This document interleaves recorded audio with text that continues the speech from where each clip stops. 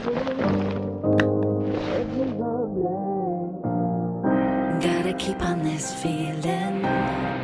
Don't hold back. Floating out the window. You said you wouldn't follow, but I'm glad it's not over. Don't hold back, no. Let it burn. Hey, what's up guys, मैं हूं विश्वजीत। स्वागत है मेरे channel पे। आज का episode बहुत ज़्यादा इंटरेस्टिंग होने वाला है क्योंकि आज मैं एडिट टैब के बारे में बताने वाला हूं, जो कि DaVinci Resolve का हार्ट है। वैसे हार्ट तो नहीं है, हार्ट उसका कलर टैब है, लेकिन कोई बात नहीं, एडिट टैब का जो हक है वो मैं उसको दिलाऊंगा, जहां पर हम देखेंगे कि कैसे हम अपने वीडियोस में कट्स लगा सकते हैं, उसमें स्टेबलाइजेशंस लगा सकते हैं, एनिमेशंस, की फ्रेम एनिमेशन स्पेसिफिकली, टाइम रिमैपिंग और ये सारी चीजें यूज करके या तो हम अपने वीडियो को बहुत ज्यादा अमेजिंग एंड एपिक शिट बना सकते हैं या तो सिर्फ शिट। तो चलिए गाइस, बहुत बड़ी बड़ी बातें हो गई है, बढ़ते अपनी स्क्रीन की तरफ और देखते हैं how to use the edit tab. Let's go. तो हम आ गए हैं हमारे मीडिया टैब पे, जिसका जो इंटरफेस है वो काफी हद तक हमारा कट टैब जैसा है, जहां पर अगेन एक मीडिया पूल आ जाता है, यहाँ पर हमारा व्यूअर विंडो आ जाता है एंड नीचे हमारा टाइमलाइन आ जाता है, जो कि हमारा कट टैब में भी था। लेकिन हमारा जो कट टैब है ना, उसमें जो हमारा ट्रांजिशंस, टाइटल और जो इफेक्ट है, इनके लिए सेपरेट पैनल्स दिए हुए हैं, जो कि अगर हम एडिट टैब में आए तो आप देख सकते हो हमारे पास बस इफेक्ट्स है और इसी के अंदर हमारे ट्रांजिशन, टाइटल्स, इफेक्ट्स, जनरेटर्स, मतलब इन सबको क्लब करके दिया गया है। तो चलो इसी के साथ कुछ क्लिप्स को लेके आते हैं और देखते हैं कि उनके साथ हम एडिट कैसे करते हैं। इंपोर्ट करने के लिए ना यहाँ पर दो तरीके हैं। जैसे अगर आपने पिछला एपिसोड देखा होगा तो उसमें मैंने ऑलरेडी जो हमारे पास बेस्ट क्लिप्स थे ना, उनको ट्रिम करके एक अलग से टाइमलाइन पे लेके आ गया था। तो अब मैं क्या करूँगा, हमारे जो बेस्ट क्लिप्स वाला टाइमलाइन है उसको ऊपर खोलूंगा, नीचे एक और टाइमलाइन खोलूंगा और मैं ऊपर से नीचे जो जो क्लिप्स मेरे को चाहिए होंगी उसको ड्रैग करके नीचे वाले टाइमलाइन में ड्रॉप कर दूंगा। और इस टाइप की एडिटिंग को हम पैनकेक एडिटिंग या फिर पैनकेक टाइमलाइन भी कहते हैं। तो फिलहाल मैंने एक टाइमलाइन ऑलरेडी बना रखा है, जहाँ पर मैं कुछ बेसिक क्लिप्स लेके आ चुका हूँ। मैं जाऊँगा टाइमलाइन पे और मैं इसमें डबल क्लिक कर लूंगा। यहाँ पर आप देख रहे होगे हमारे पास यहाँ पर 3 सेक्शंस है। जो पहले वाले सेक्शन में हमारे पास 2 क्लिप है, जो कि मैं टाइम रिमैपिंग के लिए यूज़ करूँगा, जिसको हम DaVinci में रीटाइमिंग भी कहते हैं। आप देख सकते हैं यहाँ पर रीटाइमिंग ऑप्शन है, तो हम रीटाइम भी कहते हैं DaVinci के अंदर। सेकंड, यहाँ पर हमारे पास कुछ क्लिप्स है, इसमें मैं मास्किंग दिखाऊंगा एंड थर्ड ये कलर ग्रेडिंग के लिए यूज़ करूँगा। तो जैसे इस वीडियो में मैं टाइम रिमैपिंग की बात करूँगा तो मुझे सिर्फ ये 2 क्लिप्स चाहिए होंगी, तो मैं एक और टाइमलाइन यूज़ करूँगा, उसमें इन दोनों क्लिप्स को लेके जाऊँगा। अब आप सोच रहे होगा कि मैं ये सारी चीज़ें तो इस टाइमलाइन में भी कर सकता हूँ, फालतू में एक और टाइमलाइन बनाने की जरूरत क्या है। फिलहाल तो हमारे पास बहुत कम क्लिप्स है, लेकिन जब हमारे पास बहुत ज़्यादा क्लिप्स होंगी तो उसमें बहुत सारी अच्छी चीज़ें होंगी और बहुत सारी बेकार चीज़ें होंगी जो हमें नहीं चाहिए होंगी। तो उसको अलग से टाइमलाइन में सजा के रखना बहुत ज़्यादा ज़रूरी है, ताकि हम कोई भी अच्छे पार्ट को मिस ना कर दें। और फिर हम जब मेन एडिट करेंगे ना, तो हमें जो जो क्लिप्स अच्छी क्लिप्स में से भी कुछ ही चीज़ चाहिए होंगी। अब सारी चीज़ें तो हमें चाहिए नहीं होंगी ऑफकोर्स, तो सिर्फ हम उन्हीं को ड्रैग करके हमारे जो मेन टाइमलाइन है उस पर लेके आएंगे। तो फिलहाल आप देख सकते हो कि मेरे को यहाँ पर एक और टाइमलाइन खोलने की ज़रूरत है। तो सबसे पहले हम टाइमलाइन बनाएंगे। बनाने के लिए आपको याद होगा Ctrl+N प्रेस करके हम बना लेंगे। तो यहाँ पर हम इसका नाम दे देंगे, जो कि मैं रख देता हूँ मेन टाइमलाइन। ठीक है, क्रिएट कर देता हूँ। अब आप देख रहे हो कि हमारे पास ये टाइमलाइन क्रिएट हो चुकी है, लेकिन मुझे एक ही टाइम पे दोनों टाइमलाइन देखना है। तो उसके लिए आपको यहाँ पर एक टाइमलाइन व्यू ऑप्शन दिख रहा होगा, जो कि मैं इस पर क्लिक करूंगा और इसमें जो सबसे पहला वाला है, जो कि हमारा स्टैक टाइमलाइन है, इस पर क्लिक करूंगा तो आपको एक छोटा सा फर्क दिखेगा। यहाँ पर ना हमारे पास अभी टाइमलाइंस की लिस्ट आने लग गई है। तो देख सकते हो मेरे पास बेस्ट क्लिप में क्लिक करूंगा तो बेस्ट क्लिप वाला टाइमलाइन खुल जाएगा, और यहाँ पर मेन टाइमलाइन में क्लिक करूंगा तो मेन टाइमलाइन खुल जाएगा, जिसमें अभी तक हमने कुछ किया नहीं क्योंकि हमने अभी क्रिएट किया है। अब मैं क्या चाहता हूँ, दोनों को मैं एक साथ देख पाऊँ। फिलहाल तो मैं एक बार में क्लिक कर रहा हूँ तो एक ही दिख रहा है मुझे, करेक्ट। तो दोनों को देखने के लिए हमें ये वाला ऑप्शन जो यहाँ पर दिख रहा है ना, आपको छोटा सा आइकन, इसको क्लिक करना है। तो इसको क्लिक करने से आप देख सकते हो हमारे पास 2 टाइमलाइन खुल चुकी है। तो पहले मैं इसको थोड़ा टाइमलाइन को बड़ा कर देता हूँ स्ट्रेच करके। तो बेस्ट क्लिप वाला चाहता हूँ कि मैं ऊपर रहे और मेन टाइमलाइन को मैं नीचे खोलना चाहूँगा। तो नीचे खोलने के लिए ना सबसे पहले मुझे यहाँ पर बंद करना पड़ेगा, ऊपर बंद करना पड़ेगा। देखो नीचे खोलने के लिए हमें ये जो एरो दिख रहा है ना, इस पर क्लिक करना पड़ता है। अभी देखो दोनों फेडेड दिखा रहा है, बेस्ट क्लिप्स भी फेडेड दिखा रहा है, मेन टाइमलाइन भी फेडेड दिखा रहा है, क्योंकि हम ऑलरेडी इनको खोल चुके हैं ऊपर। तो जैसे मैं इसको कट कर दूंगा ना मेन टाइमलाइन को, अब मैं क्लिक करूंगा इसको तो देखो मेन टाइमलाइन इनेबल हो चुका है। अब मैं इसको क्लिक करके देखो हमारा मेन टाइमलाइन नीचे खुल चुका है। अब मैंने क्या बोला आपको, जो भी हमारा बेस्ट टाइमलाइन है उससे जो भी आपको अच्छे क्लिप्स जो भी आपको मेन एडिट में लेके आना है, उनको बस आपको ड्रैग करना है। सिलेक्ट करके ड्रैग किया और ड्रॉप करके नीचे लेके आ गया। ठीक है, अब मुझे ऊपर वाले टाइमलाइन की कोई ज़रूरत नहीं है, तो उसको मैं यहाँ से ये जो दूसरा वाला आइकन दिख रहा है आपको, इसको क्लिक करके कैंसिल कर सकते हो। तो इससे हमारा जो मेन टाइमलाइन है वो खुल चुका है। अब यहाँ पर हम अपनी एडिट करेंगे, ठीक है। अब जो टाइमलाइन है ना, उसमें नेविगेशन करने के लिए मैं आपको 3 शॉर्टकट बताऊंगा, जो कि होता है ऑल्ट प्रेस करके अगर मैं माउस को ऊपर करूं तो हम अपने टाइमलाइन पे zoom in and zoom out कर सकते हैं, ठीक है। सिमिलरली अगर हम कंट्रोल प्रेस करके माउस को स्क्रॉल अप या डाउन करूं तो हम क्या कर सकते हैं, इससे हमारे टाइमलाइन में आगे या पीछे जा सकते हैं, कंट्रोल प्रेस करके और माउस स्क्रॉल करके, ठीक है।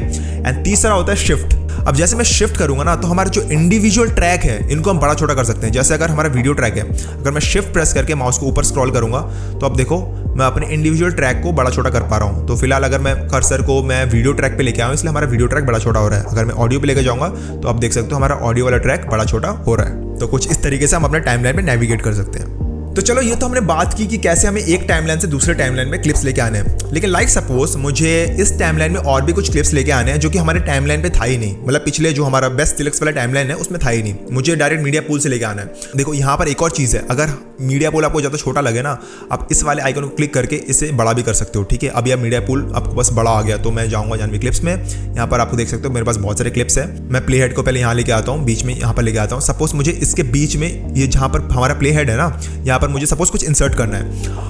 अब मैं एक क्लिप सिलेक्ट करता हूँ, समझ लो लास्ट वाला क्लिप सिलेक्ट कर रहा हूँ। अब इसको यहाँ पर लाने के ना बहुत सारे तरीके हैं। मैं जैसे डायरेक्टली ड्रैग एंड ड्रॉप भी कर सकता हूँ। इसको ड्रैग करके यहाँ पर ड्रॉप कर दूंगा तो आप देख सकते हो आ जाएगा। और जो क्लिप हमारी ऊपर रहेगी टाइमलाइन में वही हमें ऊपर दिखाया जाएगा। भले ही हमारे पास नीचे ये वाला क्लिप भी था, लेकिन फिलहाल हमें ऊपर वाला क्लिप दिखाया जा रहा है क्योंकि वो ऊपर है, ठीक है। अगर मैं इसको छोटा करूँ, ये ऊपर वाला क्लिप है ना, अगर मैं इसको छोटा करूँ, छोटा हम इंस्पेक्टर यहाँ से कर सकते हैं। जैसे जूम साइज है ना, इसको अगर छोटा करूँ तो देख सकते हो कि हमारा जो नीचे वाला क्लिप है वो पीछे है इसके।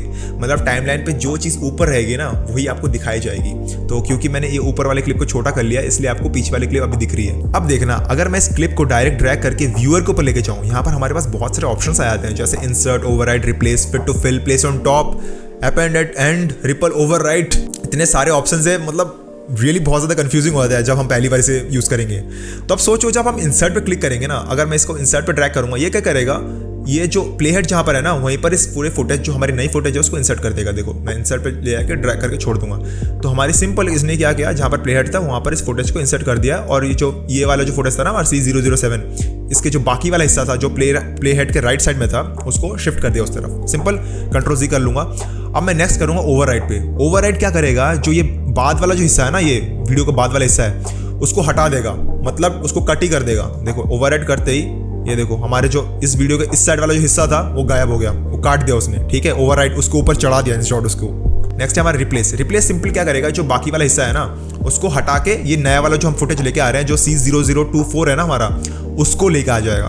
तो रिप्लेस क्लिक करते ही देखो जो बाकी वाला हिस्सा था हमारा, जो C007 को हटा के इसने रिप्लेस कर दिया C0024 से। सिंपल। नेक्स्ट आ जाता है हमारा फिट टू फिल। तो ये फिट टू फिल है ना, ये हमारी जो पुरानी वाली फुटेज है जो हमारे टाइमलाइन पे है, जो कि C007 है, उसको हटा देगा और उसको रिप्लेस कर देगा C0024 से, ठीक है। जैसे मैं ड्रैग करके यहाँ पर फिट टू फिल करूंगा तो देखना जितना जगह पहले वाले क्लिप ने लिया था उतने ही जगह में इसने नए वाले फुटेज को प्लेस कर दिया है, ठीक है। Ctrl+Z करते हैं अगेन एंड उसके बाद जाते हैं हम अपने प्लेस ऑन टॉप। ये बहुत ज़्यादा सिंपल है, आपको पता चल ही गया होगा। ये एक नया ट्रैक खोलेगा ऊपर, एक और ट्रैक पे उसको प्लेस कर देगा। देखो जहाँ पर हमारा प्लेयर था एक ऊपर के ट्रैक में उसने प्लेस कर दिया है, ठीक है। एंड उसके बाद ये जो अपेंड एट द एंड, ये भी बहुत सिंपल है, ये लास्ट में इस वीडियो को प्लेस कर देगा। जैसे मैं इसको अपेंड एट करता हूँ, देखो हमारा वीडियो लास्ट में चला चुका है। उसके बाद जो हमारा लास्ट आ जाता है जो कि है रिपल ओवरराइट। ये देखो क्या करता है। इसके लिए मैं क्या करूंगा, जो सेकंड वाला क्लिप है ना हमारा, इसको मैं थोड़ा साइड में शिफ्ट कर देता हूं। अब आपको दिख रहा है यहाँ पर हमारे पास एक ब्लैंक स्पेस बन चुकी है, ठीक है। ये ब्लैंक स्पेस हमेशा बनी रहनी चाहिए अगर आप ऐसा चाहते हो, ठीक है, कि यहाँ पर आप सपोज कुछ क्लिप डालना चाहते हो, कुछ टेक्स्ट डालना चाहते हो, तो इसके लिए आप चाहते हो कि ये ब्लैंक हमेशा रहना चाहिए, ठीक है। तो आप क्या करोगे, इस क्लिप को रिपल ओवरराइट पे ड्रॉप कर दोगे। अब क्या करेगा, ये जो हमारे C007 है ना, इसको हटा देगा और जो नई वाली फुटेज है जो C0024 है उसको वहाँ पर ड्रॉप कर देगा। ये देखो उसने उसको इससे रिप्लेस भी कर दिया, प्लस हमारे जितना ब्लैंक स्पेस था ना, हमने जितने ड्यूरेशन का ब्लैंक स्पेस रखा था वो भी मेंटेन रखा है। तो कुछ इस तरीके से हमारे पास जितने भी फुटेजेस हैं उनको हम अपने टाइमलाइन पे लेके आ सकते हैं। लेकिन सबसे कन्वीनियंट तो वही है, डायरेक्ट ड्रैग करके जहाँ पर भी आपको चाहिए होगा वहाँ पर ड्रॉप कर दो, क्योंकि ज़्यादा सिचुएशन में मैं वही करता हूँ। अब जो सबसे नेक्स्ट इंपॉर्टेंट चीज़ आ जाती है वो आपको दिख रहा होगा, यहाँ पर हमारे पास बहुत सारे टूल्स है। उसमें से सबसे ज़्यादा इंपॉर्टेंट जो मुझे लगता है ना वो है ट्रिम एडिट टूल। देखो सबसे पहले तो हम सिलेक्शन टूल पे हैं, जो कि ऑलरेडी आपको दिख रहा है, ये ऑरेंज है, इसका मतलब ये सिलेक्टेड है, जिससे हम अपने टाइमलाइन में जो क्लिप्स हैं उनको मूव कर सकते हैं, इनको अगर ट्रिम कर सकते हैं, बड़ा छोटा कुछ भी कर सकते हैं, ठीक है। तो हमारे पास जो ट्रिम एडिट टूल है, अगर हम उसको सिलेक्ट करते हैं तो तो आप देखो यहाँ पर हम 3 चीजें कर सकते हैं बेसिकली। सबसे पहला, अगर मैं 2 क्लिप्स के बीच में इनको लेकर जाऊं, आपको दिख रहा होगा यहाँ पर डबल हेडेड एरो है, इसमें हम इसको इस तरफ भी ड्रैग कर सकते हैं और इस तरफ भी ड्रैग कर सकते हैं। मतलब हम जो कट पॉइंट है उसको मूव कर सकते हैं। अगर मैं इस तरफ ड्रैग कर रहा हूँ, इसका मतलब क्या हुआ, हमारा जो पहला वाला क्लिप है जो C007 है उसको हम छोटा कर रहे हैं। Similarly at the same time हमारा जो C0015 है उसे हम बड़ा कर रहे हैं, ठीक है, क्योंकि हम जो हमारे कट पॉइंट है उन्हीं को मूव कर रहे हैं। तो ये हम कर सकते हैं with the help of trim edit tool, जब हम उसे बीच में प्लेस करेंगे। लेकिन अगर आप देखो, अगर मैं इसको थोड़ा सा लेफ्ट में लेके जाऊं, ठीक है, लेफ्ट में अगर लेके जाऊं ये सिंगल साइडेड एरो बन जाता है। अगर मैं इसको राइट में लेके जाऊं तो भी अगेन ये सिंगल साइडेड एरो बन जाता है, जिसका फायदा क्या है, हम किसी एक क्लिप को ही छोटा बड़ा कर सकते हैं। जैसे अगर मैं इसको लेफ्ट वाले जो क्लिप है उसको मैं छोटा करना चाहता हूं, तो देखो अभी जो सेकंड वाला क्लिप है उसको मैं कुछ भी नहीं कर रहा हूं। जैसे पहले वाले सिचुएशन में मैं एक को छोटा कर रहा था, एक को बड़ा कर रहा था, करेक्ट। इसमें मैं बस पहले वाले क्लिप को ही छोटा कर रहा हूं और दूसरा वाला साथ साथ स्टिक होके ही आ रहा है, ठीक है। तो सपोज मैं इतना छोटा कर देता हूं, ठीक है। सिमिलरली अगर मैं ये देखो इस साइड करूं, अगेन मैं सेकंड वाले क्लिप को भी छोटा कर सकता हूं, ठीक है। कुछ इस तरीके से हम रिपल ट्रिम कर सकते हैं। जैसे हम देख सकते हैं फिलहाल ये 2 सेकंड का क्लिप है पहला वाला, ठीक है। यहाँ पर देखो ये 2 सेकंड लिखा हुआ है, करेक्ट।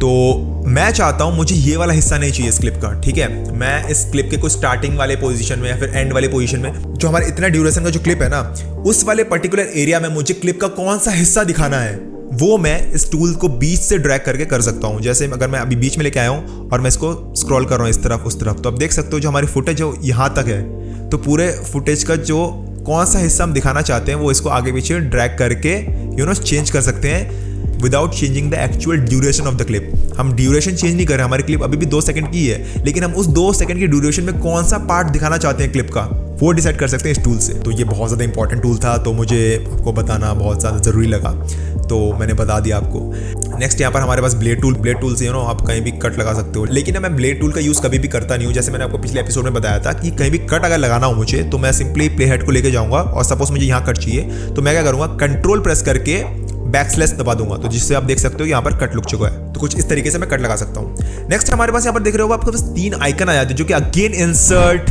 ओवरराइड, रिप्लेस, ठीक है, जो हमने यहाँ पर देखा था जब हम ड्रैग करके लेके आ रहे थे ना। ये देखो इंसर्ट, ओवरराइड एंड रिप्लेस वाले ऑप्शन यहाँ पर भी हमें मिल जाते हैं, तो आप यहाँ से भी यूज़ कर सकते हो और ड्रैग करके भी कर सकते हो, आपकी मर्जी है। यहाँ पर हमारे पास स्नैपिंग का भी ऑप्शन आ जाता है। सपोज 2 क्लिप है ना, अगर मैं इन दोनों को अगर हमारा स्नैपिंग अभी फिलहाल देख रहे हो आप व्हाइट है, इसका मतलब ये ऑन है, तो जैसे ही मैं देखना इस क्लिप को इसके पास लेके जाता हूँ ना, तो ये चिपक जाता है अपने आप, ठीक है। लेकिन वही अगर मैं इसको ऑफ कर दूंगा तो देखना अभी चिपकेगा नहीं, ये देखो और पास आ गया, कितने एक फ्रेम आगे जा रहा है ये, ठीक है। ये स्नैप नहीं होगा आसानी से। तो डिपेंड करता है आपकी सिचुएशंस क्या है। बहुत सारे सिचुएशंस में ये हेल्पफुल होता है कि हमारा स्नैपिंग ऑन रहे, एंड कुछ सिचुएशंस में स्नैपिंग ज़रूरी नहीं होता है। हम चाहते हैं कि बहुत प्रिसाइसली किसी चीज़ को अगर पास लाना चाहते हैं और हम चाहते हैं कि स्नैपिंग ना हो, तो हम उसे डिसेबल कर सकते हैं। अगेन यहाँ पर लिंक का ऑप्शन आता है। जैसे हमारी जो वीडियोज़ होती है वो ऑडियो से लिंक्ड होती हैं, ठीक है। अब बहुत सारी सिचुएशन में क्या होता है, हम नहीं चाहते कि हमारी जो वीडियोज़ है और ऑडियो है लिंक रहे, हम उसे अनलिंक भी कर सकते हैं। जैसे सपोज मैं अगर किसी क्लिप को लेकर आता हूँ, ड्रैग करके लेके आ गया, तो देखो जैसे ही मैं क्लिप को लेके आया हूँ, इसकी वीडियो फाइल ऊपर है और जो ऑडियो फाइल है वो नीचे है, ठीक है। तो मैं अगर वीडियो को ही ड्रैग करूंगा तो देखना दोनों मूव हो रही है, क्योंकि अभी लिंक हमारा ऑन है। लेकिन जैसे ही मैं लिंक को ऑफ कर दूंगा ना, ये देखो डिसेबल कर दिया, अभी मैं अगर क्लिक करूंगा वीडियो को और मूव करूंगा तो देखो सिर्फ हमारा वीडियो फाइल ही मूव हो रहा है, ऑडियो फाइल उसी जगह पर है, क्योंकि हमने लिंक हटा दिया है। नेक्स्ट हमारे पास पोजीशन लॉक आ जाता है। पोजीशन लॉक से क्या होता है, अगर हम इसको क्लिक कर देना तो हम टाइमलाइन पे किसी भी क्लिप को आगे पीछे मूव नहीं कर सकते। देखो मैं ट्राई कर रहा हूँ, मूव नहीं कर पा रहा हूँ। ये लाइक सपोज आपको अपने क्लाइंट्स को या फिर अपने दोस्तों को दिखाना होगा, और पर आप नहीं चाहते कि वो आपके टाइमलाइन को इधर उधर कर दे, चेंज कर दे, तो आप लॉक कर सकते हो अपने टाइमलाइन को। उसके बाद हमारे पास मार्कर और फ्लैग्स आ जाते हैं। तो फ्लैग्स को एक्सप्लेन करने के लिए मैं एक क्लिप लेके आता हूँ। जैसे सपोज ये लास्ट वाला क्लिप है, उसको मैं डबल क्लिक करूंगा। इसके मैं पूरे क्लिप को लेके नहीं आऊँगा, इसके मैं छोटे छोटे टुकड़े लेके आऊँगा। जैसे सपोज ये पहला वाला हिस्सा है, यहाँ पर मैं इन पॉइंट लगाता हूँ और ये आउट पॉइंट लगाता हूँ, तो इतना हिस्सा मैं लेके ड्रॉप कर दूंगा इधर, ठीक है। आपने देखा कि मैं एक ही क्लिप के 3 अलग अलग हिस्से लेके आया हूँ, ठीक है। लेकिन सपोज हमारे टाइमलाइन बहुत ज़्यादा कॉम्प्लिकेटेड हो गया है, हम अभी डिफाइन नहीं कर पा रहे कि हमारा सपोज जो एक क्लिप यहाँ पर है उसका सेकंड पार्ट कहीं और पीछे की तरफ होगा कहीं, ठीक है। हमें ढूंढना है कि इसका दूसरा हिस्सा कहाँ पर है। वो आप कैसे करोगे? ऑफ कोर्स आप नाम से पता कर सकते हो, उसका इंडेक्स नंबर ढूंढ सकते हो। लेकिन अगर सपोज मैं ये जो पहला वाला क्लिप है ना, यहाँ पर मैं अगर फ्लैग पे क्लिक कर दूँ तो आप देखो कि तीनों में फ्लैग लग चुका है। यहाँ पर भी फ्लैग लग चुका है, मैंने सिर्फ यहाँ पर फ्लैग लगाया था। तो इसका मतलब हम फ्लैग की मदद से किसी एक क्लिप जो कि हमारे टाइमलाइन में अलग अलग जगह फैली हुई है, ठीक है, उन सबको टैग कर सकते हैं। इस पर मैं जाकर डबल क्लिक करूंगा तो ये खुल जाएगा। यहाँ पर मैं करूंगा ऐड,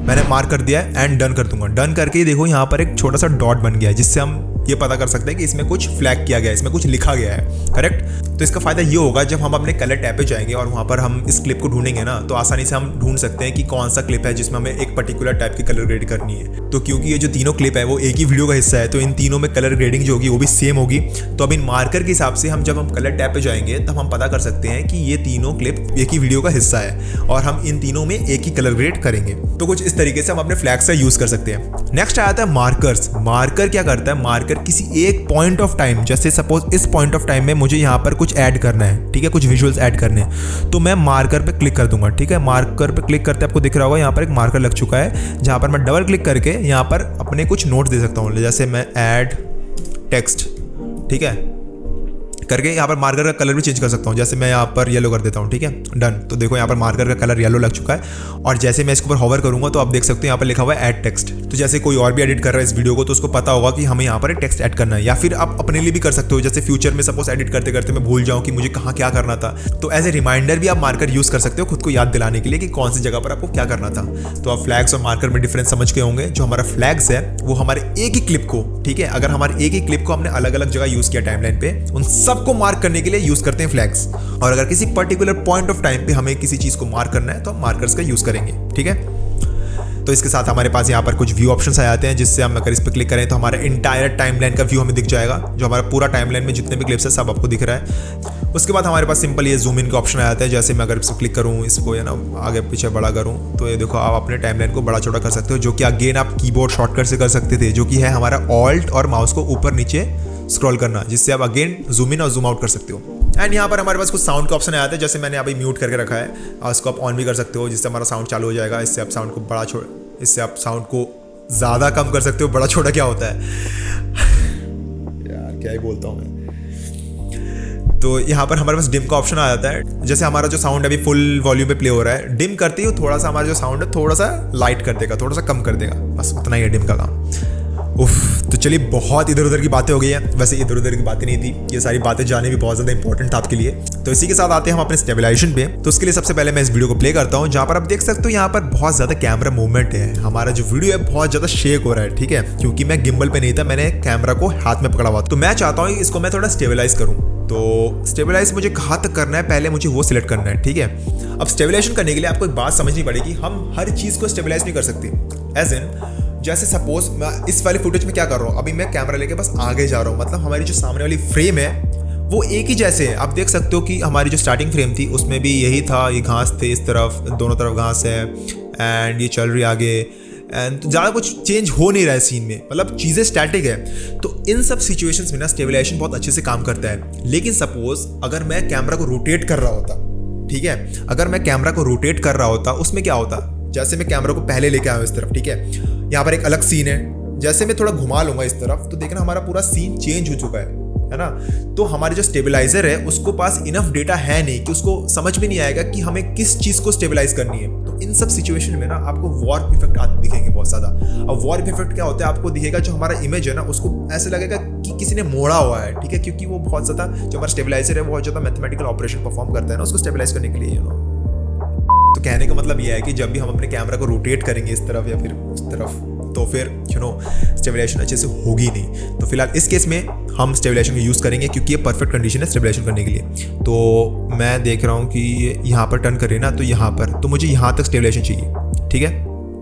मैं क्या करूँगा, यहाँ पर एक कट लगा लेता हूँ। तो कट लगाने के लिए अगेन कंट्रोल और हमने क्या बोला था, बैकस्लैश, कट लगा लिया। तो मुझे इतना जो फुटेज है इस पर स्टेबलाइजेशन लगाना है। स्टेबलाइजेशन लगाना बहुत सिंपल है, हमें बस इस पर क्लिक करना है, इंस्पेक्टर पे जाना है, यहाँ पर थोड़ा नीचे करूँगा, आपको यहाँ पर स्टेबलाइजेशन दिख रहा होगा, इसमें मैं क्लिक करूँगा।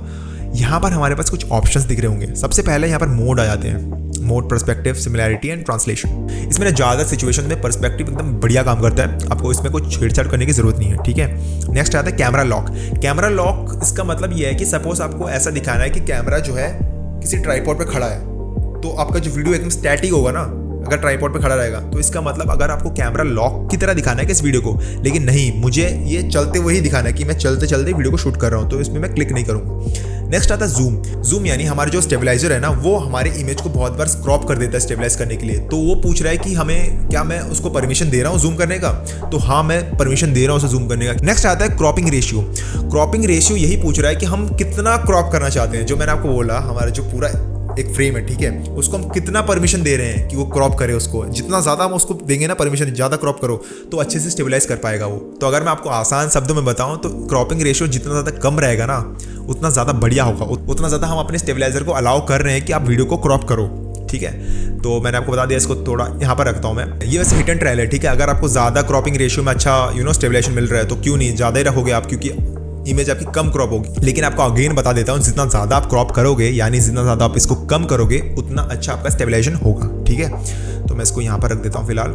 नेक्स्ट हमारे पास स्मूथ आ जाता है। स्मूथिंग क्या करता है, देखो हमारे जो स्टेबलाइजर है ना, किसी भी फुटेज को स्टेबलाइज करने के लिए वो वर्चुअल मूवमेंट्स बनाता है, क्रिएट करता है। तो इसको समझाने के लिए मैं आपको छोटा सा एग्जांपल दूंगा। लाइक सपोज हमारे पास एक ट्रेन है जो कि 20 की स्पीड से इस तरफ भाग रही है, ठीक है, मेरे राइट की तरफ भाग रही है। उसके अंदर एक इंसान खड़ा है जो कि पीछे की तरफ भाग रहा है 20 की स्पीड से।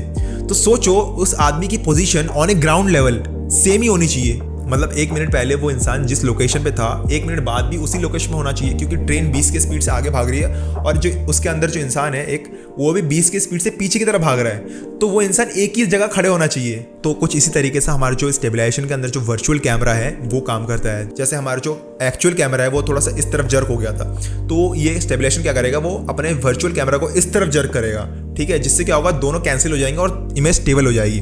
तो वो यही पूछ रहा है कि हमें कितना स्मूथ करना है। तो इसे हम जितना ज़्यादा स्मूथ करेंगे उतना स्टेबलाइज हमारा वीडियो होगा, ठीक है। तो पहले वाले को मैंने क्या बोला, पहले वाले को जितना कम रखोगे उतना बेटर है, सेकंड वाले को जितना ज़्यादा रखोगे उतना बेटर है, ठीक है। और जो तीसरा वाला स्ट्रेंथ क्या करता है, ये हमारा एक मिड पॉइंट जैसा है। आप देख रहे होगे यहाँ पर हमारे पास ये प्लस में जा रहा है और यहाँ पर जीरो हो जाएगा ये, ठीक है। एक जगह ये देखो यहाँ पर कहीं तो जीरो हो जाएगा, ठीक है, आप समझ गए होंगे, यहाँ पर जीरो होगा और यहाँ पर ये नेगेटिव में चले जाएगा।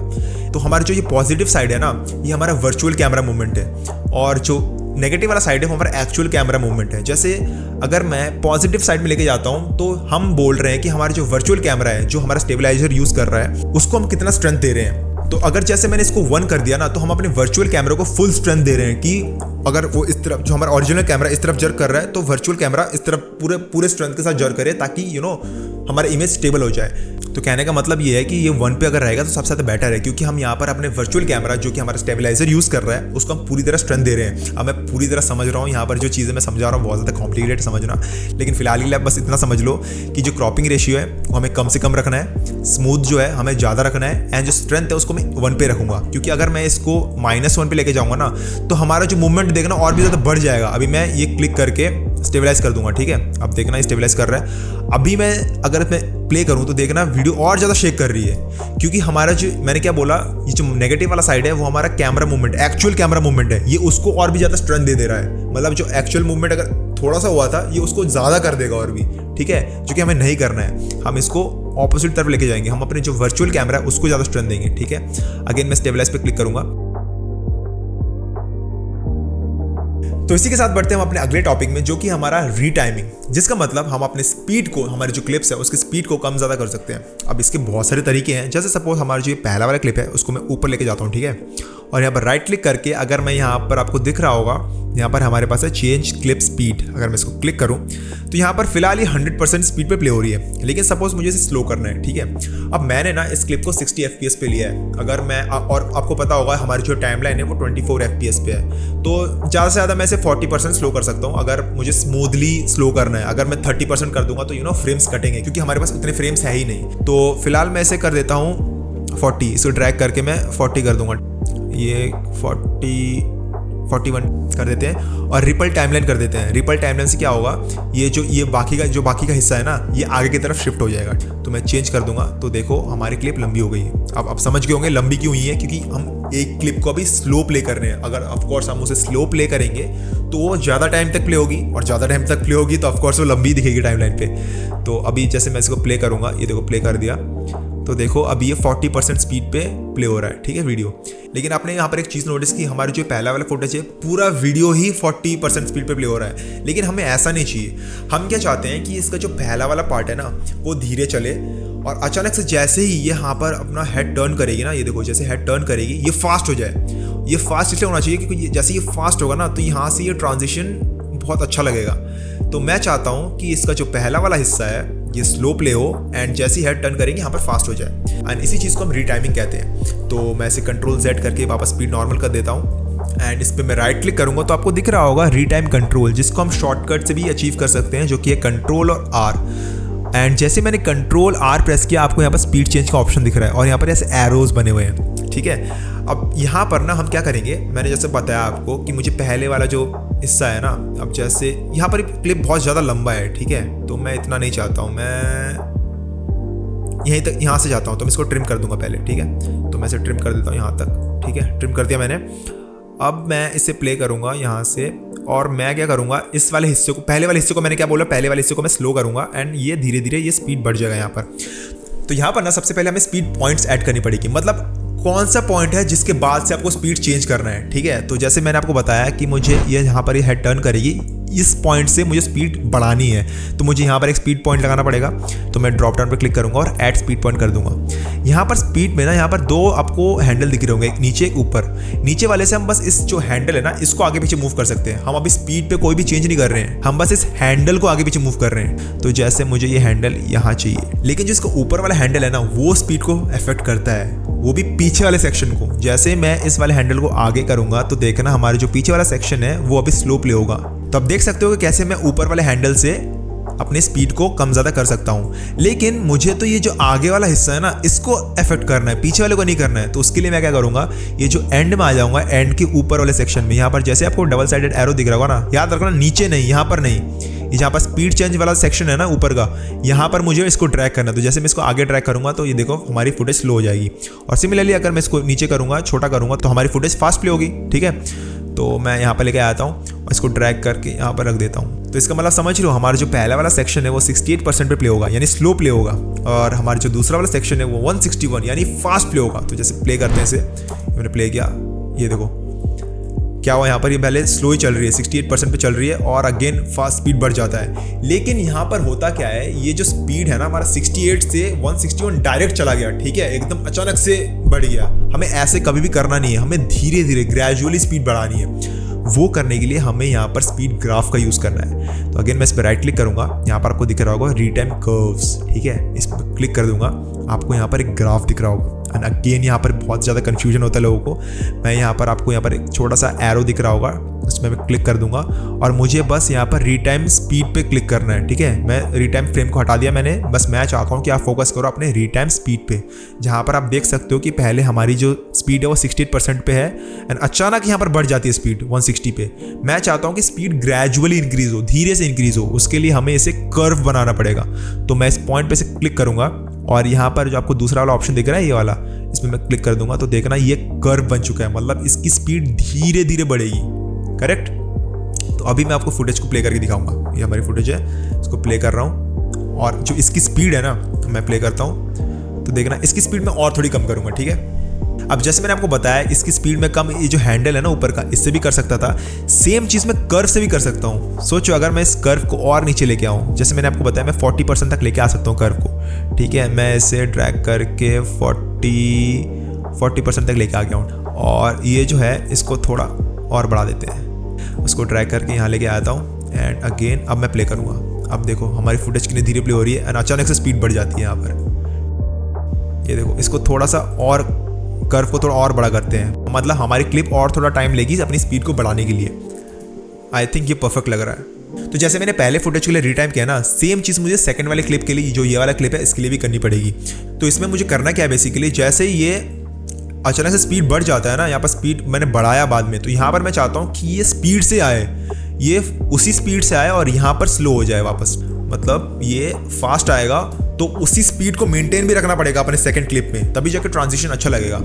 तो ये सेकंड वाले जो क्लिप है इस पर भी अगर मैं, इस बार हम शॉर्टकट यूज करेंगे कंट्रोल आर। अगर सपोज मैंने जैसे यहाँ पर पॉइंट ऐड किया था, याद है आपको, इसको ड्रॉप डाउन पर क्लिक करके ऐड स्पीड पॉइंट किया था, अब वही चीज़ मैं कर्व पे भी कर सकता हूँ direct by pressing alt press करके। अगर मैं यहाँ पर क्लिक करूँगा तो यहाँ पर वही पॉइंट बन जाएगा और मैं जो पॉइंट के आगे वाला हिस्सा है उसको मैं स्लो करना चाहता हूँ, अगेन टू 60% रखते हैं फिलहाल के लिए और इसको मैं बढ़ा दूंगा थोड़ा, ठीक है, इसको बढ़ा देता हूँ 20-30 और अगेन इस बटन पर क्लिक करके मैं कर्व कर दूंगा, ठीक है। तो आप देख सकते हो ये कर्व हो चुका है।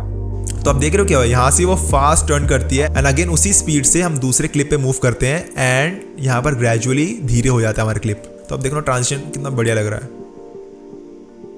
फिलहाल यहाँ पर और भी काम करने की ज़रूरत है, लेकिन हमारा फोकस अभी रीटाइमिंग पे है। तो मैं आपको दिखा रहा हूँ कि हमें रीटाइम करना कैसे है। तो इसे क्लिक करके आप देख सकते हो हमने कैसे अपने स्पीड को कम ज़्यादा किया है स्मूथली। तो इसके बाद जो नेक्स्ट चीज़ आती है वो होती है कंपाउंडिंग। सपोज ये जो इतना हिस्सा है ना, अब मुझे इस पे और भी कुछ इफेक्ट्स लगानी हो साथ में, लाइक सपोज इसमें मुझे कुछ कलर्स लगाने सेम लगाने दोनों पे, या फिर कोई एक इफेक्ट है वो मुझे दोनों पे नहीं लगाना अलग अलग, मैं चाहता हूँ कि एक ही बार में लगाऊं और दोनों पे लग जाए। एंड ऑफ कोर्स इसका एक तरीका ये है कि सपोज मैंने यहाँ पर कुछ इफेक्ट लगाए, जैसे एक इफेक्ट ले लेता हूँ, जैसे बाइनोकुलर्स लगाए मैंने इस पर, ठीक है। तो मैंने ये इफेक्ट लगाया और मुझे इस पे भी यही लगाना है, और सपोज यहाँ पर 5 क्लिप और होते हैं, मुझे सब पे वो लगाना था। आप क्या कर सकते हो, इसे कॉपी कर सकते हो, यहाँ से मैंने कॉपी कर लिया और यहाँ पर आप पेस्ट एट्रीब्यूट कर सकते हो। जैसे पेस्ट एट्रीब्यूट किया ना, यहाँ पर मैंने क्या लगाया, बाइनोकुलर्स लगाया जो कि हमारा फ्यूजन इफेक्ट है, आप देख सकते हो। तो मुझे फ्यूजन इफेक्ट पेस्ट करना है, तो अप्लाई कर दूंगा, तो देखना सेकंड वाले क्लिप पे भी बाइनोकुलर्स इफेक्ट आ जाएंगे। तो सिमिलरली अगर यहाँ पर और भी क्लिप्स होते, सबको मैं सिलेक्ट करता और सब में पेस्ट एट्रीब्यूट करके बाइनोकुलर्स वाले चेक करके ओके कर देता, ठीक है। तो कुछ इस तरीके से हम इफेक्ट्स दूसरों में पेस्ट कर सकते हैं, लेकिन मुझे ये सब भी नहीं करना। अब ये दोनों जो फुटेज है वो एक साथ ही रहने वाले हैं, तो मैं इनको कंपाउंड कर दूंगा। कंपाउंड यानी दोनों को एक क्लिप की तरह ट्रीट करूंगा मैं। तो कंपाउंड करने के लिए मैं दोनों को सिलेक्ट करूंगा, राइट क्लिक करके यहाँ पर आएगा न्यू कंपाउंड क्लिप, यहाँ पर नाम दे देता हूँ ट्रांजिशन, ठीक है, करके क्रिएट कर दूंगा। इससे आप देख सकते हो कि हमारी जो 2 क्लिप्स थी वो एक ही में कन्वर्ट हो गई है। अभी अगर मैं इस पे बाइनोकुलर्स लगाता हूं तो मैंने एक ही में लगाया, ठीक है, एक बार लगाया और वो देखो दोनों में अप्लाई हो चुका है, करेक्ट। तो कुछ इस तरीके से हम कंपाउंड क्लिप्स का यूज़ करते हैं। कंपाउंड क्लिप्स के ना बेसिकली और भी बहुत सारे यूजेस होते हैं, तो जैसे जैसे आप यूज़ करोगे ना आपको समझ में आने लगेगा कि कंपाउंड क्लिप्स के यूज़ क्या है, और ये बहुत ज़्यादा इंपॉर्टेंट हो जाता है जब आप कॉम्प्लिकेटेड प्रोजेक्ट्स में काम करते हो। तो इसी के साथ हम अपने इस एपिसोड के कुछ आखिरी पलों में आ चुके हैं, जो कि हमारे इस एपिसोड का क्लाइमैक्स भी है। तो चलिए इसको खत्म करते हैं एक इंटरेस्टिंग एंड अमेजिंग टॉपिक के साथ, जो कि है की फ्रेम एनिमेशन। और की फ्रेम्स को डेमोस्ट्रेट करने के लिए मैं यहाँ पर एक सर्कल लेके आ चुका हूँ, जिसकी मदद से मैं आपको दिखाऊंगा कि कैसे हम इसके अलग अलग पैरामीटर्स, अलग अलग प्रॉपर्टीज को एनिमेट कर सकते हैं। तो जैसे आप देख सकते हो मेरे पास एक सर्कल का इमेज है और यहाँ पर मेरा इंस्पेक्टर खुला हुआ है, जहाँ पर ये transform, cropping, dynamic, zoom, composite, वही सारे ऑप्शंस है। आपने एक चीज़ नोटिस की होगी, यहाँ पर हमारे पास जितने भी प्रॉपर्टीज है ना, यहाँ पर एक डायमंड कलर का एक शेप बना हुआ है, जो कि हमारा की फ्रेम को रिप्रेजेंट करता है। तो यहाँ पर आप समझ जाओ ना, अगर आपको कहीं भी किसी भी प्रॉपर्टीज के एंड में, लास्ट में अगर आपको ऐसे डायमंड शेप मिले ना, इसका मतलब आप उस प्रॉपर्टीज को एनिमेट कर सकते हो। तो जैसे इवन मैं अगर कोई इफेक्ट लेके आता हूँ, जैसे मैं यहाँ पर इफेक्ट्स में जाऊँगा, एक बाइनोकुलर्स में शुरू से बाइनोकुलर्स दिखा रहा हूँ, तो मैं बाइनोकुलर्स को लेकर अगर इस पर लेके आता हूँ, ठीक है, और मैं यहाँ पर इफेक्ट्स में आ जाता हूँ, तो आप देख सकते हो यहाँ पर भी हमारे पास ये ब्लर स्ट्रेंथ है, एबरेशन डिस्टेंस है, यहाँ पर भी हमारे पास डायमंड ऑप्शन है। इसका मतलब मैं इन प्रॉपर्टीज को भी एनिमेट कर सकता हूँ। तो चलिए अब हम देखते हैं कि हम की फ्रेम्स यूज करते कैसे हैं। की फ्रेम्स यूज करने के लिए ना हमें यहाँ पर जो डायमंड आइकन है इस पर क्लिक करना पड़ेगा। लाइक सपोज अभी मेरा जो प्ले हेड है वो एकदम इस क्लिप के स्टार्टिंग में है, तो मैं सपोज पोजीशन एनिमेट करना चाहता हूँ, तो मैं पोजीशन वाला जो की फ्रेम है उस पर क्लिक कर दूंगा। क्लिक करते देखना ये ऑरेंज हो जाएगा, और जैसे ही मैं इस पर क्लिक करूंगा ना, आपको क्लिप के नीचे भी देखना यहाँ पर 2 ऑप्शंस आएंगे, जो कि हमारा की फ्रेम है और दूसरा हमारा कर्व्स है। अब आपको यहाँ पर ट्रांसफॉर्म दिख रहा होगा, वो इसलिए क्योंकि अभी हमने ट्रांसफॉर्म प्रॉपर्टी के अंदर पैरामीटर चेंज किए हैं। और अगर मैं ये जो आपको एरो दिख रहा है ना छोटा सा, अगर मैं इसको भी क्लिक कर दूंगा तो उसके अंदर भी हमने किस पैरामीटर को चेंज किया है वो यहाँ पर दिखाएगा, position X and position Y, क्योंकि हमने इनको मॉडिफाई किया है। अब यहाँ पर मैंने आपको दिखाया कि मैंने यहाँ पर की फ्रेम को क्लिक किया, इससे हुआ क्या, जो हमारे ये की फ्रेम है ना, आपको ये दिख रहा होगा, यहाँ पर एक छोटे से डॉट बन गए, ये देखो दोनों डायमंड बन गए हैं। ये की फ्रेम एक पर्टिकुलर पॉइंट ऑफ टाइम पे एक वैल्यू को स्टोर करते हैं। लाइक सपोज हमारा जो अभी का पॉइंट ऑफ टाइम है वो एकदम क्लिप के स्टार्टिंग में है, तो स्टार्टिंग में हमारे की फ्रेम ने ये 0 जो वैल्यू है ना, इसको स्टोर किया हुआ है। लाइक सपोज मैं इसको आगे लेके जाता हूँ, मतलब मैं टाइम चेंज कर रहा हूँ, एकदम एंड में आ जाता हूँ, मैंने टाइम चेंज किया, अब मुझे यहाँ पर कुछ और वैल्यू स्टोर करना है। लाइक सपोज मैं यहाँ पर इसको बढ़ा देता हूँ, ठीक है, वाई एक्सिस को थोड़ा बढ़ा देता हूँ और एक्स एक्सिस को आगे कर लेता हूँ। तो अभी जो हमारे यहाँ पर भी देखो, यहाँ पर भी हमारे पास की फ्रेम्स बन गए हैं। अब ये जो 2 की फ्रेम्स है ना, इन्होंने कुछ और वैल्यू स्टोर की है, जो कि हमारा 968 और 150। अब ये जो स्टार्टिंग वाला यहाँ पर 00 था, आपको याद होगा, और जो सेकंड वाले की फ्रेम है इन्होंने अलग वैल्यू स्टोर की है, जो कि 968 150। तो जैसे आपने देखा कि हमारी जो स्टार्टिंग वाली की फ्रेम है और जो एंडिंग वाली की फ्रेम है, दोनों की वैल्यू अलग अलग है, और इन्हीं 2 वैल्यूज के बीच में इंटरपोलेशन होगा, जिसकी मदद से हमारा एनिमेशन होता है। तो चलिए ज़्यादा चीज़ों को कॉम्प्लिकेट नहीं करते, मैं आपको दिखाता हूँ। तो मैं जैसे इसको स्टार्टिंग में लेके आता हूँ, देखो अब मैं इसको प्ले करूँगा, प्ले कर रहा हूँ, तो देखो धीरे धीरे हमारा सर्कल अपने सेकंड वाले की फ्रेम की तरफ जा रहा है जो हमने इसकी वैल्यू सेट की थी। और आप इसको मैं ड्रैग भी करूं तो आप पोजीशन की वैल्यू देखना, ये जो 48 हो रखा है ना अभी और ये जो 7.5 हो रखा है, देखना मैं ड्रैग कर रहा हूं तो देखो धीरे धीरे वो वैल्यू इंक्रीज हो रही है। इसको हम इंटरपोलेशन भी कहते हैं। तो कुछ इस तरीके से हमारी वैल्यू चेंज होती रहती है विद रिस्पेक्ट टू टाइम। तो चलिए अब हम किसी और प्रॉपर्टी को मैनिपुलेट करेंगे। इसके लिए आपको यहाँ पर एक रीसेट का बटन दिख जाएगा जिसको मैं क्लिक करूंगा तो ये सारे प्रॉपर्टीज वापस डिफॉल्ट में आ जाएंगे। तो मैं इसको क्लिक कर दूंगा तो देखना हमारी सारी प्रॉपर्टीज हट चुके हैं। इस बार मैं अपने जूम प्रॉपर्टी को इफेक्ट करूंगा। तो अगेन मैं जूम के लिए क्या करूंगा, सबसे पहले इस सर्कल को थोड़ा छोटा कर लेता हूँ। ठीक है, छोटा कर लिया। अब मैं यहाँ पर की फ्रेम ऐड करूंगा बाय प्रेसिंग दिस बटन। इसको मैंने क्लिक कर दिया और मैं इसको यहाँ पर लेके आता हूँ। लास्ट में लेके नहीं आ रहा हूँ, मैं बस यहाँ पर लेके आ रहा हूँ और इसको जूम को बड़ा कर दूंगा। मेरा सर्कल इतना बड़ा हो जाएगा। तो इससे आप देख सकते हो कि मेरा सर्कल धीरे धीरे बड़ा होगा, करेक्ट। लेकिन आपने यहाँ पे एक चीज नोटिस की, हमारे जो सर्कल है एक कांस्टेंट स्पीड पे बड़ा हो रहा है। मैं चाहता हूँ कि इसकी जो स्पीड है ना वो कांस्टेंट ना रहे, वो पहले स्टार्टिंग में धीरे धीरे जाएगी, फिर अचानक से स्पीड पकड़ लेगा, फिर अचानक से स्लो हो जाएगा। तो ये जितनी भी हम स्पीड को चेंज करना होगा एनिमेशन के, तो हम कर्व्स का यूज करेंगे। तो जैसे आप देख सकते हो यहाँ पर हमारे पास कर्व्स का आइकन आ जाता है। इसको मैं जैसे क्लिक करूंगा, आप यहाँ पर देख सकते हो हमारे पास ये जो लाइन है ये स्ट्रेट है, जो डेमोन्स्ट्रेट कर रहा है कि हमारी जो स्पीड है सर्कल बड़े होने की वो कांस्टेंट स्पीड है। तो अगर मुझे इस लाइन को कर्व बनाना है तो उसके लिए मैं यहाँ पर जो ये सिंगल डॉट है ना, जो हमारा की फ्रेम है, उसको मैं क्लिक करूंगा और यहाँ पर आपके पास ऑप्शंस दिख रहे होंगे कर्व बनाने के लिए। तो जिसमें से अगर मैं इसको क्लिक कर दूंगा तो आप देखो हमारा ये अभी कर्व बन चुका है और हमारे पास ये हैंडल्स भी आ चुके हैं जिसकी मदद से मैं अपने कर्व को मैनिपुलेट कर सकता हूँ। जैसे मैं अगर इसको क्लिक करूँ, हैंडल पे क्लिक किया मैंने, तो आप देखो मेरा जो वैल्यू है यहाँ से मैं चेंज कर सकता हूँ। तो यहाँ पर हमारा सर्कल और भी ज़्यादा छोटा हो जाएगा। जैसे आप देख सकते हो हमारा पहले सर्कल का साइज 0.17 था और जैसे यहाँ पर आ जाएगा ये 0.112, 0.11, 0.10, मतलब और ज़्यादा छोटा होगा, उसके बाद बड़ा होगा। कर्व्स की मदद से ना हमारी जो बीच की वैल्यूज है जहाँ पर हमारा इंटरपोलेशन होता है उसको और भी ज़्यादा मैनिपुलेट कर सकते हैं।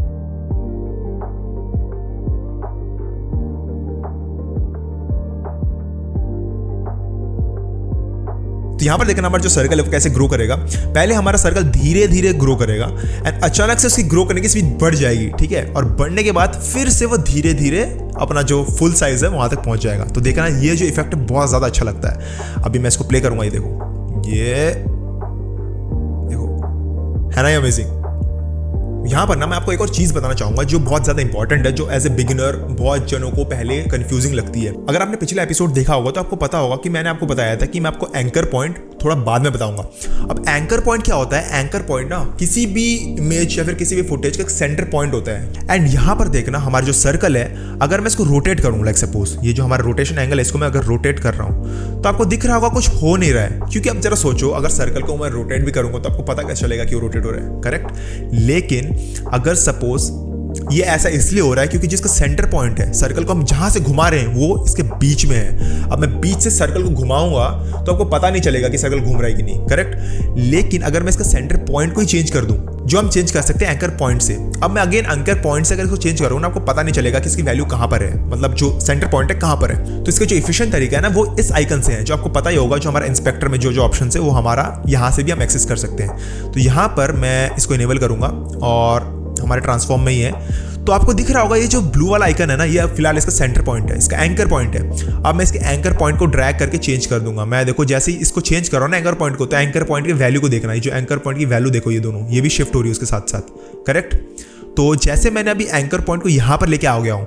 अब सोचो अगर मैं सर्कल को अगर घुमाऊंगा और इसका सेंटर पॉइंट ये है, तो सर्कल कुछ इस तरीके से घूमनी चाहिए, ठीक है। ये सर्कल नीचे चला जाएगा, फ्रेम से बाहर ही आ जाएगा, ठीक है। तो जैसे मैं रोटेट करूंगा इसको, ये देखो रोटेट कर रहा हूँ, सर्कल का बीच वाला एंगल आपको समझ में आया कौन सा है? इसके ऊपर सर्कल रोटेट कर रही है क्योंकि हमारा एंकर पॉइंट चेंज हो चुका है। तो चलिए अभी हमने जो भी एनिमेशन के कॉन्सेप्ट सीखे हैं उसको हम अपने मेन सीक्वेंस पे लेके आते हैं और देखते हैं कि कैसे हम उन सारी चीजों को अप्लाई करेंगे यहाँ पर। तो अभी हम आ गए अपने मेन सीक्वेंस में, जहाँ पर आप देख सकते हो कि जब हम इस कैमरा को मूव कर रहे थे यहाँ से ना, तो यहाँ पर अगर थोड़ा सा ज्यादा डायरेक्शनल ब्लर होता ना तो ज्यादा नेचुरल लगता वो। तो अगर मैं इसको यहाँ से, ये देखो यहाँ से ये मूव हो रहा था, सबसे पहले कैमरा को यहाँ पर लेके आता हूँ। यहाँ पर मुझे डायरेक्शनल ब्लर चाहिए, तो ये जो डायरेक्शनल ब्लर है मैंने इसको ऑलरेडी फेवरेट पे रखा हुआ है, मैं इसको ड्रैग करके लेके आ जाऊँगा यहाँ पर। अब देखो तो हमारे पास यहाँ पर स्पेशली दो पैरामीटर्स दिखा रहे हैं। सबसे पहला हमारा blur strength and blur angle है। फिलहाल मैं ब्लर स्ट्रेंथ को एकदम बढ़ा देता हूँ जिससे आपको अच्छे से दिखे कि हम क्या कर रहे हैं। तो आप देख सकते हो हमारा जो अभी एंगल है वो कुछ 45 डिग्री पे है, लेकिन हमारा जो कैमरा वो इस तरफ मूव हो रहा था, तो हम उसे हॉरिजॉन्टल रखना चाहेंगे। तो ये देखो जैसे ये हॉरिजॉन्टल पे आ गया है, ये देखो अभी हमारा जो ब्लर है वो स्ट्रेट दिख रहा है ऐसा, करेक्ट।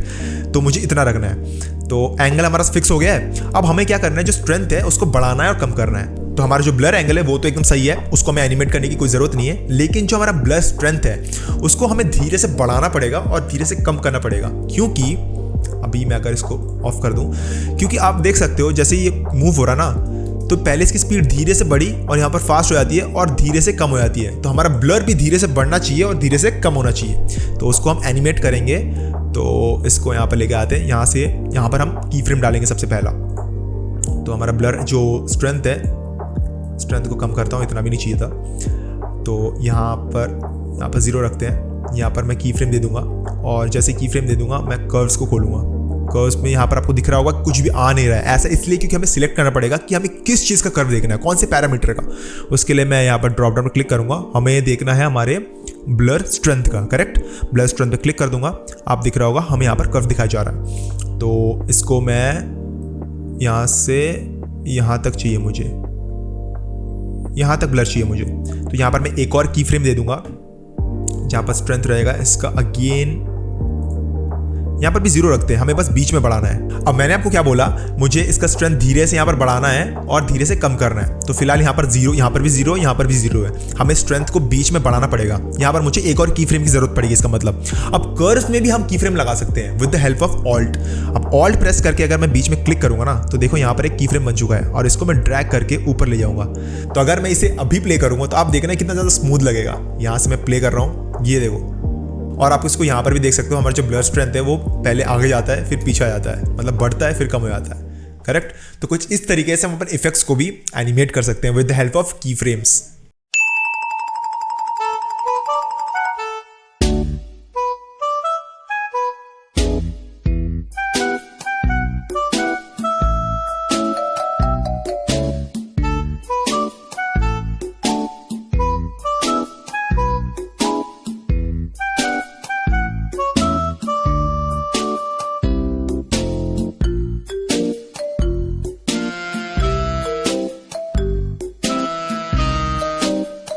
बात करूँ